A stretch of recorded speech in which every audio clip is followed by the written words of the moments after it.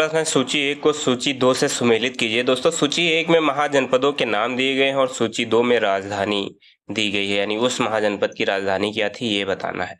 सबसे पहले आपको गांधार है, फिर सूरसेन, वत्स और कौशल महाजनपद है और इनकी राजधानियों में मथुरा, कौशाम्बी, श्रावस्ती और तक्षशिला रखा गया है। तो दोस्तों इसमें कौन सा किससे इसका मिलान करना है, यानी किस महाजनपद की कौन सी राजधानी होगी ये बताना है।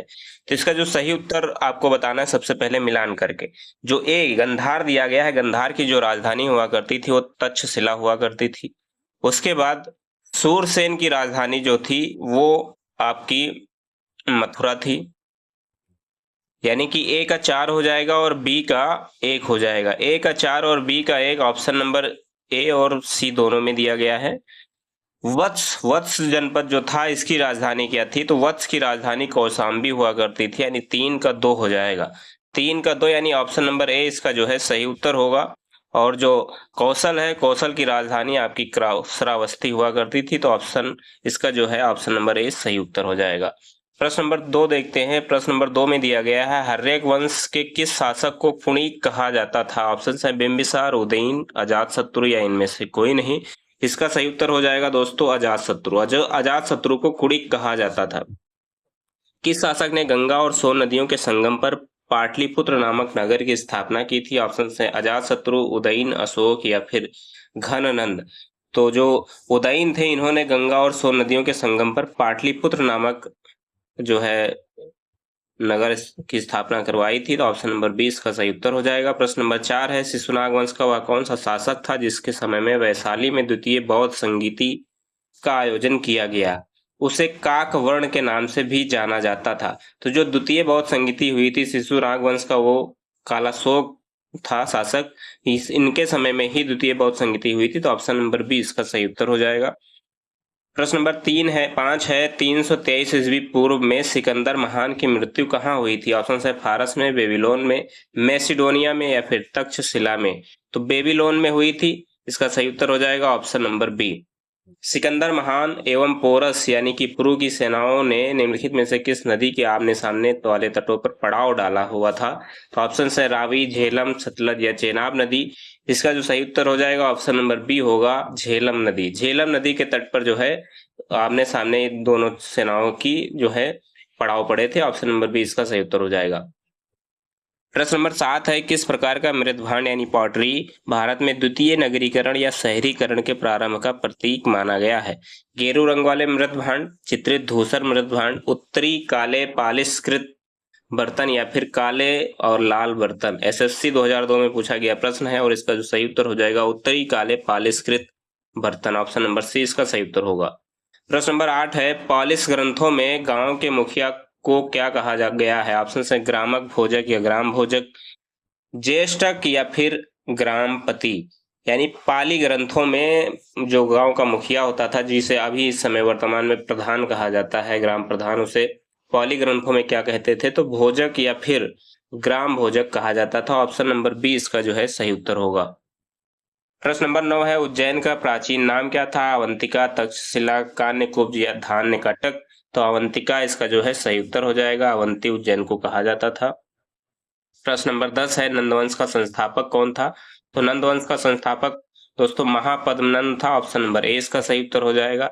ग्रीक यूनानी लेखकों द्वारा किसे अग्रमीज या फिर जैंड्रमीज कहा गया है। ऑप्शन अजातशत्रु, कालाशोक, महापद्मनंद या घनानंद। तो ग्रीक यूनानियों द्वारा जो है घनानंद को अग्रमीज या जैंड्रमीज कहा गया था। तो ऑप्शन नंबर इसका जो डी है वो सही उत्तर हो जाएगा। प्रश्न नंबर 12 है प्राचीन भारत में पहला विदेशी आक्रमण किनके द्वारा किया गया था। पहला विदेशी आक्रमण किनके द्वारा किया गया था। ऑप्शन है ईरानियों द्वारा, यूनानियों द्वारा, शकों द्वारा या कुषाणों द्वारा। इसका सही उत्तर हो जाएगा ईरानियों द्वारा। पहला विदेशी आक्रमण यहाँ पर दिया गया है दोस्तों। एक प्रश्न आता है कि पहला यूरोपीय आक्रमण कौन था, तो वो आपका जो हो जाएगा यूनानियों द्वारा किया गया था, लेकिन विदेशी आक्रमण अगर पूछा जाता है तो ईरानियों द्वारा किया गया था। प्रश्न नंबर 13 है प्राचीन भारत में दूसरा विदेशी आक्रमण एवं पहला यूरोपीय आक्रमण किनके द्वारा किया गया। वही प्रश्न आ गया दोस्तों, ईरानियों द्वारा, यूनानियों द्वारा, शकों द्वारा या कुषाणों द्वारा। तो इसका सही उत्तर ऑप्शन नंबर बी होगा यूनानियों द्वारा। ईरान के हखमनी वंश के किस शासक ने भारतीय भूभाग को जीतने के बाद उसे फारस साम्राज्य का 20वां प्रांत बनाया था, यानी क्षत्रपी बनाया था? ऑप्शन है साइरस ने, डेरियस या दाराय बाहु फर्स्ट ने, जेरसिस छयास या फिर डेरियस दाराय बाहु थर्ड ने। इसका सही उत्तर हो जाएगा ऑप्शन नंबर बी, डेरियस या दाराय बाहु फर्स्ट ने जो है ईरान के हकमनी वंश के शासक थे और इन्होंने भारतीय भूभाग को जीतने के बाद में उसे फारस साम्राज्य का 20वां प्रांत बनाया था, डेरियस ने। हाइडेस्पस या बितस्ता आधुनिक नाम जिसका झेलम नदी है का युद्ध 326 ईस्वी में किसके किसके बीच में हुआ था? ऑप्शंस हैं सिकंदर पोरस के मध्य में, सेल्यूकस चंद्रगुप्त मौर्य के मध्य में, चंद्रगुप्त मौर्य और घननंद के मध्य में, सिकंदर एवं आभि के मध्य में। तो इसका सही उत्तर दोस्तों आपको बताना है 15 का सही उत्तर क्या हो जाएगा? तो 15 का जो सही उत्तर दोस्तों होगा वो ऑप्शन नंबर ए हो जाएगा, सिकंदर और पोरस के मध्य में जो है बितस्ता का युद्ध हुआ था। ऑप्शन नंबर ए इसका सही उत्तर होगा। सिकंदर ने भारत पर कब आक्रमण किया था? तो 326 ईस्वी पूर्व, 326 ईस्वी में, 323 ईस्वी पूर्व या फिर 323 ईस्वी में। बताना कब है, कब किया था सिकंदर ने आक्रमण? तो 326 ईस्वी पूर्व में किया था। तो ऑप्शन नंबर इसका ए सही उत्तर हो जाएगा। प्रश्न नंबर 17 देखते हैं। प्रश्न नंबर 17 में दिया गया है सूची 1 को सूची 2 से सुमेलित कीजिए। सूची 1 में शासक है और सूची 2 में उसके वंश का नाम दिया गया है। एक तरफ बिंबिसार, कालाशोक, महापद्मनंद और बिंदुसार है और दूसरी तरफ हर्यक वंश, शिशुनाग वंश, मौर्य वंश और नंद वंश दिया गया है। तो दोस्तों इसमें कौन सा मिलान किससे करना है ये बताना है।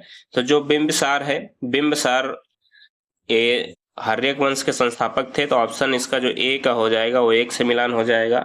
उसके बाद में कालाशोक शिशुनाग वंश के शासक थे। महापद्मनंद जो थे वो आपके नंद वंश के संस्थापक थे।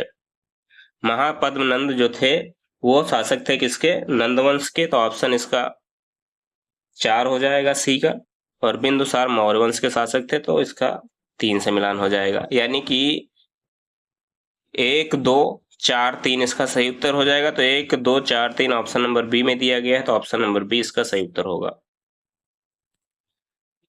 अगला प्रश्न है दोस्तों 18 नंबर पे, सूची 1 को सूची 2 से सुमेलित कीजिए। सूची 1 में महाजनपद है और सूची 2 में आधुनिक क्षेत्र, यानी कि महाजनपद का जो आधुनिक अभी इस समय किस नाम से जाना जाता है वो है मगध, वत्स, कौशल और अवंती। एक तरफ ये महाजनपदों के नाम है और दूसरी तरफ आधुनिक क्षेत्र में पटना या गया के जिले, इलाहाबाद, अवध या मालवा, ये इसमें जो है मिलान करना है। तो जो मगध है, मगध वर्तमान में पटना के नाम से जाना जाता है, जो कि वह फिर गया जी के जिले के नाम से जाना जाता है। वत्स जो है वर्तमान में इलाहाबाद के नाम से जाना जाता है। कौशल अवध के नाम से वर्तमान में जाना जाता है और अवंती को मालवा के नाम से जानते हैं। यानी 1 2 3 4 इसका सही उत्तर होगा। तो 1 2 3 4 ऑप्शन नंबर ए में दिया गया है, ऑप्शन नंबर ए इसका सही उत्तर हो जाएगा। प्रश्न नंबर 19 है, मगध की प्रथम राजधानी कौन सी थी? ऑप्शन है पाटलिपुत्र, वैशाली, गिरिब्रज या राजगिरी। ऑप्शन नंबर डी में दिया गया है चंपा। तो इसका सही उत्तर दोस्तों क्या होगा ये बताना है। तो मगध की पहली राजधानी गिरिब्रज या फिर राजगिरी थी। ऑप्शन नंबर ए इसका सही उत्तर हो जाएगा।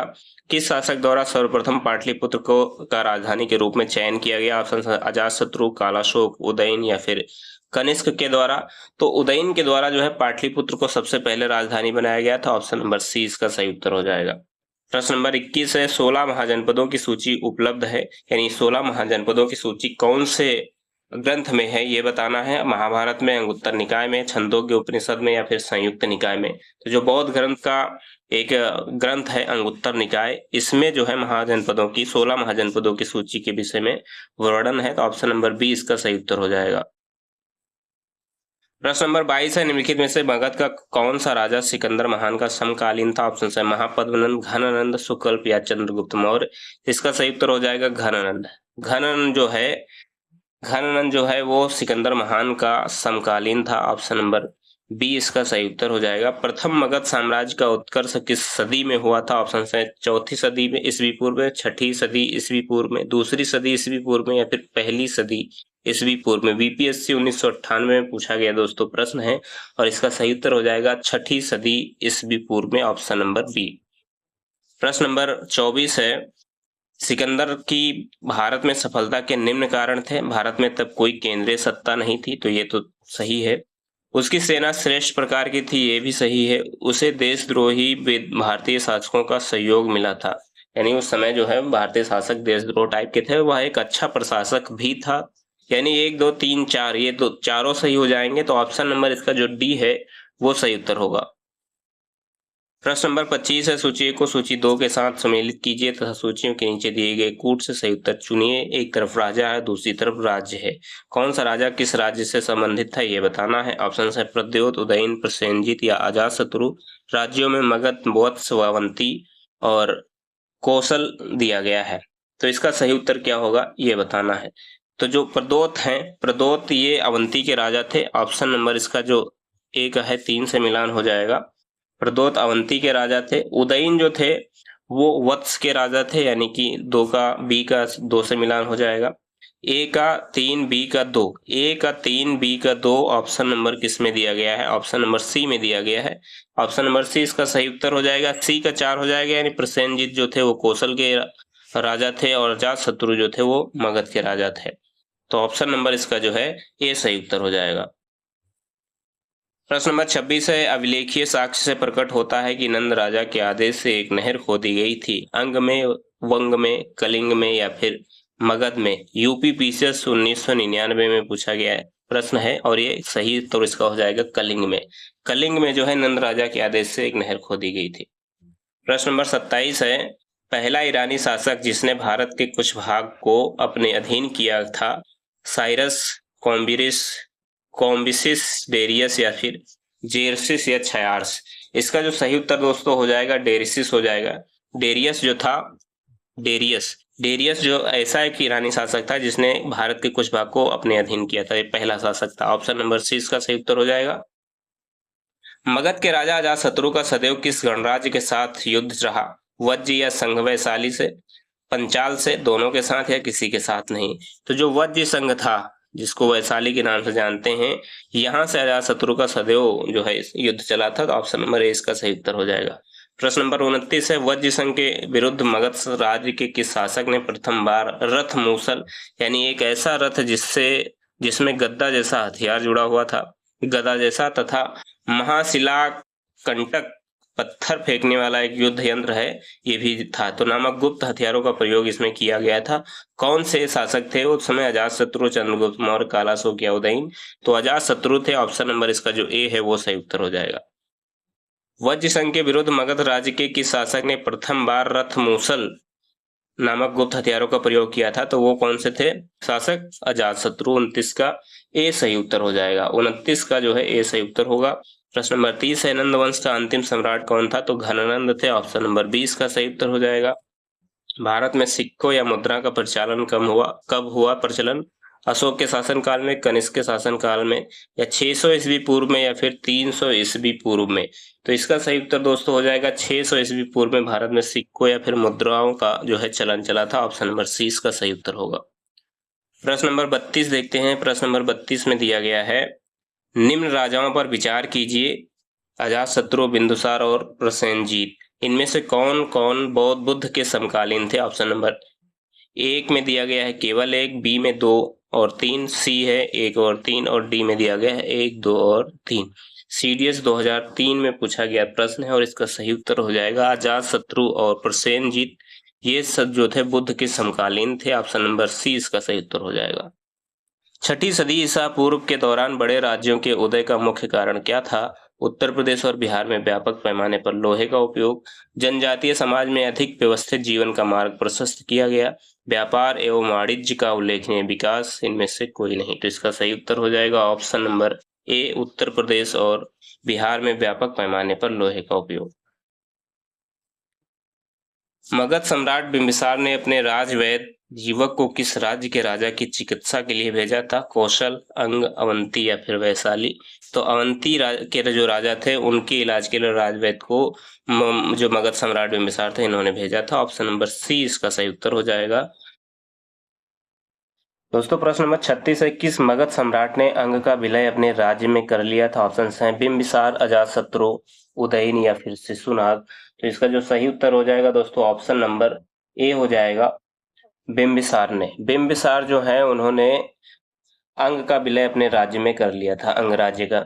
शिशुनाग ने किस राज्य का विलय मगध साम्राज्य में नहीं किया था? यानी कई राज्यों का किया था, लेकिन किसका नहीं किया था? अवंती, वत्स, ए एवं बी दोनों, या फिर काशी?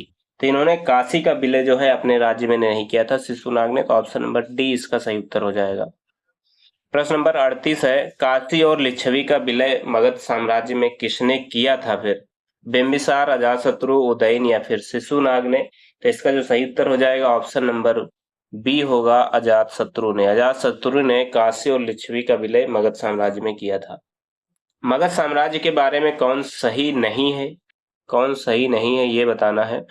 पहला है, पुराणों एवं महाकाव्यों के अनुसार इसकी स्थापना बृहद्रथ ने की थी। महापद्मनंद ने इसे सर्वाधिक विस्तार प्रदान किया तथा सर्वछत्रांतक एवं इकराट की उपाधि धारण की थी। गिरिब्रज, राजगिरी, पाटलिपुत्र एवं वैशाली क्रमशः इसकी 4 राजधानियां बनी, या इनमें से कोई नहीं? तो इसका जो सही उत्तर हो जाएगा, इनमें से कोई नहीं। यानी ये तीनों जो हैं ये सही हैं, गलत इसमें से कोई नहीं। तो ऑप्शन नंबर इसका जो डी है वो सही उत्तर हो जाएगा। ऑप्शन नंबर डी इसका बिल्कुल सही उत्तर होगा। प्रश्न नंबर 40 है, सिकंदर के आक्रमण के समय उत्तर भारत पर निम्नलिखित राजवंशों में से किस एक का शासन था? ऑप्शंस हैं नंद का, मौर्य का, शुंग का, या फिर कर्ण का? तो इसका जो सही उत्तर हो जाएगा ऑप्शन नंबर ए होगा, नंद का। सिकंदर का जब आक्रमण हुआ भारत पर, उस समय जो है उत्तर भारत पर नंद वंश का शासन चल रहा था। ऑप्शन नंबर 41 है प्रश्न नंबर, निम्नलिखित में से कौन सा एक ईसा पूर्व 6ठी शताब्दी में प्रारंभ में भारत का सर्वाधिक शक्तिशाली नगर राज्य था? ऑप्शन है गांधार, कंबोज, काशी, या फिर मगध? तो इसका जो सही उत्तर हो जाएगा ऑप्शन नंबर डी हो जाएगा, मगध सबसे शक्तिशाली राज्य था 6ठी शताब्दी में। प्रश्न नंबर 41 है, 42, निम्नलिखित में से कौन कौन से भारत पर ईरानी आक्रमण के प्रभाव के रूप में माना जाता है? खरोष्ठी लिपि का प्रचार, अभिलेख उत्कीर्ण करने की कला का प्रचार, ईरानियों की छत्रप प्रणाली का प्रचार, घंटा आकार के गुंबज की कला का प्रचार, या स्त्री अंग रक्षकों की नियुक्ति? इसमें से कौन कौन से जो है प्रभाव के रूप में माना जाता है ईरानी आक्रमण के समय? तो और ये 4 आपको दिए गए हैं, 5 में से कौन कौन से सही हैं? इसमें से ए बी सी डी करके दिया गया है, इसमें कौन सही होगा? तो दोस्तों खरोष्ठी लिपि का प्रचार ये सही था, इसका जो प्रभाव का कारण था ये भी था। एक अभिलेख उत्कीर्ण करने की कला का प्रचार ये भी सही है। ईरानियों को छत्र प्रणाली का प्रचार ये भी सही है। घंटा आकार के गुंबज की प्रचार और स्त्री अंगरक्षकों की नियुक्ति, ये सभी के सभी सही, यानी ऑप्शन नंबर डी इसका जो है सही उत्तर हो जाएगा। प्रश्न नंबर 43 है, निम्न में से कौन सा एक सिकंदर के आक्रमण का प्रभाव नहीं था? पहला ऑप्शन दिया गया है, इस आक्रमण ने भारत और यूनान के बीच प्रत्यक्ष संपर्क स्थापित करवाया। प्रत्यक्ष संपर्क स्थापित करवाया था, तो हाँ ये सही है। इसमें से कौन सा प्रभाव नहीं है, आक्रमण का प्रभाव नहीं, ये बताना है। तो ये तो था, इस आक्रमण ने पश्चिमोत्तर भारत में यूनानियों की स्थापना का मार्ग प्रशस्त किया, ये भी सही है। सिकंदर अनेक उपनिवेशों की स्थापना के लिए उत्तरदायी था, ये भी ठीक था। उसने भारत को यूनान की रियासत बनाया, उसने भारत को यूनान की रियासत बनाया, ये गलत है, यानी ये प्रभाव नहीं था। तो ऑप्शन नंबर डी इसका जो है सही उत्तर हो जाएगा। निम्नलिखित में से किस राज्य में गणतंत्रात्मक शासन व्यवस्था नहीं थी? ऑप्शन है कपिलवस्तु के शाक्य में, कुशीनगर के मल्ल में, वैशाली के लिच्छवी में, या फिर मगध में? तो मगध में जो है गणतंत्रात्मक शासन नहीं था, ऑप्शन नंबर डी इसका सही उत्तर हो जाएगा।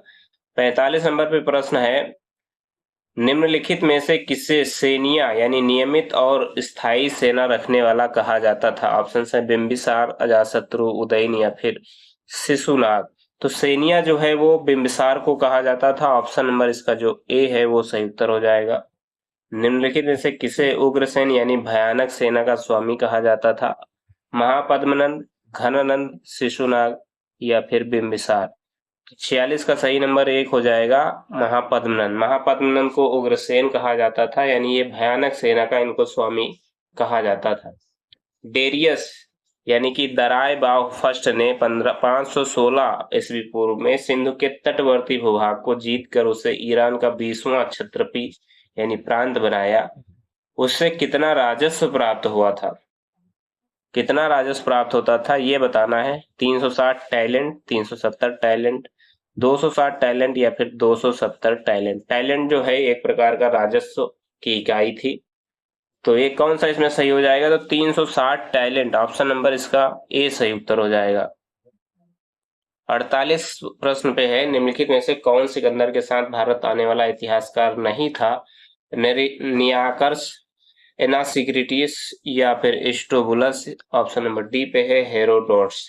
तो दोस्तों हेरोडोट्स जो है वो सिकंदर के साथ नहीं आया था। ऑप्शन नंबर इसका जो डी हो जाएगा वो सही उत्तर होगा। महाजनपद काल में श्रेणियों के संचालक को कहा जाता था श्रेष्ठिन, सेठ, जेठक या फिर ग्राम भोजक। तो महाजनपद काल में जो श्रेणी थी इनके संचालक को जो है श्रेष्ठिन कहा जाता था। ऑप्शन नंबर ए इसका सही उत्तर होगा। गृहपति का अर्थ क्या होगा? धनी किसान, धनी व्यापारी, धनी व्यक्ति या फिर इनमें से कोई नहीं। तो गृहपति का मतलब होगा धनी किसान। ऑप्शन नंबर ए इसका सही उत्तर हो जाएगा। प्रश्न नंबर 51 है, सूची 1 को सूची 2 के साथ सम्मिलित कीजिए। सूची 1 में राजा का नाम दिया गया है और सूची 2 में उस राज्य के विषय में बताया गया है। पहला जो राजा है अष्टकुलक, महापात्र, बलि साधक, शौल्किक या शुल्काध्यक्ष, ये दिया गया है। उसके बाद राज्यों में आपका परामर्शदायी संस्था, उच्च कोटि के अधिकारी, किसानों से कर वसूलने वाला अधिकारी, शिल्पियों एवं व्यापारियों से शुल्क या चुंगी वसूलने वाला अधिकारी। ये 4 आपको ऑप्शन मिलेंगे। तो इसका सही उत्तर क्या होगा ये बताना है। तो जो अष्टकुलक हुआ करते थे उनको उनको जो है परामर्शदायी संस्था के नाम से जाना जाता था। महापात्र उच्च कोट के अधिकारी हुआ करते थे। बलि साधक जो थे वो किसानों से कर वसूलने वाला हुआ करता था, बलि साधक। और इसके बाद में जो शौल्किक या शुल्काध्यक्ष हैं, शिल्पियों व व्यापारियों से शुल्क ये चुंगी वसूलने का काम करते थे। यानी कि 1 2 3 4 इसका सही उत्तर होगा। तो देखते हैं नीचे 1 2 3 4 किसमें है। 1 2 3 4 ऑप्शन नंबर ए में दिया गया है। तो ऑप्शन नंबर ए इसका जो है सही उत्तर हो जाएगा। प्रश्न नंबर 52 है, मगध के किस प्रारंभिक शासक ने राज्यारोहण के लिए अपने पिता की हत्या की एवं इसी कारणवश अपने पुत्र द्वारा मारा भी गया था? तो कौन ऐसा जो है शासक था जो अपने पिता की मृत्यु किया था जिसने, और फिर उसकी जो है हत्या उसके पुत्र ने की थी? तो इसका सही उत्तर हो जाएगा अजातशत्रु ने। अजातशत्रु ने पहले अपने पिता को मारा, फिर अजातशत्रु के पुत्र ने अजातशत्रु को भी मारा था। प्रश्न नंबर 53 है, विश्व का पहला गणतंत्र वैशाली में किसके द्वारा स्थापित किया गया था? मौर्य द्वारा, नंद द्वारा, गुप्त द्वारा या फिर लिच्छवी के द्वारा? तो इसका सही उत्तर हो जाएगा लिच्छवी के द्वारा। ऑप्शन नंबर इसका डी सही उत्तर होगा। सूची 1 को सूची 2 से सुमेलित कीजिए और नीचे दिए गए कूट से सही उत्तर चुनिए। सूची 1 में महाजनपद का नाम है और सूची 2 में उस महाजनपद की राजधानी का नाम बताना है। पहले आपको क्रू है, पंचाल है, कौशल है और वत्स दिया गया है। इसी प्रकार से आपको राजधानियों के नाम में साकेत, कौशाम्बी, अहिछत्र और इंद्रप्रस्थ के नाम दिए गए हैं। तो जो दोस्तों कुरु है, कुरु की राजधानी इंद्रप्रस्थ हुआ करती थी। तो ऑप्शन नंबर ए का जो है 4 से मिलान हो जाएगा। उसके बाद में जो पांचाल है, पांचाल का जो मिलान होगा दोस्तों वो अहिछत्र से हो जाएगा। पांचाल की जो राजधानी थी वो अहिछत्र हुआ करती थी। यानी कि बी का 3 से मिलान हो जाएगा। ए का 4 और बी का 3। उसके बाद में कौशल की राजधानी जो हुआ करती थी वो साकेत हुआ करती थी और वत्स की राजधानी कौशाम्बी होती थी। तो वत्स की राजधानी 2 से मिलान हो जाएगा। यानी इसका जो कूट बनेगा दोस्तों वो इस प्रकार से बनेगा, पहला 4 हो जाएगा, दूसरा 3, तीसरा 1 4 3 1 और 2, 4 3 1 2। ऑप्शन नंबर किस में दिया गया है? बी में दिया गया है। तो ऑप्शन नंबर बी इसका सही उत्तर होगा। प्रश्न नंबर 55 है, निम्नलिखित में से कौन एक बौद्ध ग्रंथ 16 महाजनपदों का उल्लेख करता है? तो अभी ये प्रश्न पूर्व में पूछा गया है। अगर आपने वो सही से देखा है, पढ़ा है, तो आपको उसका उत्तर जरूर आता होगा। अगर उत्तर आता है तो इसको आप कमेंट बॉक्स में कमेंट करके बताइएगा। ये उत्तर आपके लिए छोड़ के जा रहा है। प्रश्न नंबर 56 है, 6ठी शताब्दी ईस्वी पूर्व का मत्स्य महाजनपद स्थित था। कहाँ पर मत्स्य महाजनपद था? पश्चिमी उत्तर प्रदेश में, राजस्थान में, बुंदेलखंड में या फिर रोहेलखंड में?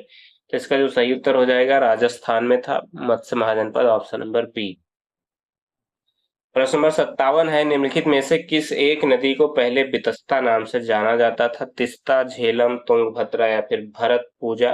तो झेलम नदी को पहले बितस्ता कहा करते थे। तो ऑप्शन नंबर इसका बी सही उत्तर हो जाएगा। प्रश्न नंबर 58 है और इस वीडियो का ये लास्ट दोस्तों प्रश्न है। प्रश्न नंबर 58 पे दिया गया है, निम्नलिखित महाजनपदों में से गढ़ संघ यानी कि अल्पतंत्र को पहचानिए, मगध, वज्जी, अवंती या फिर कोसल। तो जो वज्जी था वो गढ़ संघ यानी कि अल्पतंत्र था, तो ऑप्शन नंबर इसका जो बी है वो सही उत्तर हो जाएगा। तो दोस्तों ये महाजनपद से संबंधित कुल मिला के 58 प्रश्न है। इससे बाहर आपको महाजनपद के विषय में पढ़ने की जरूरत नहीं है।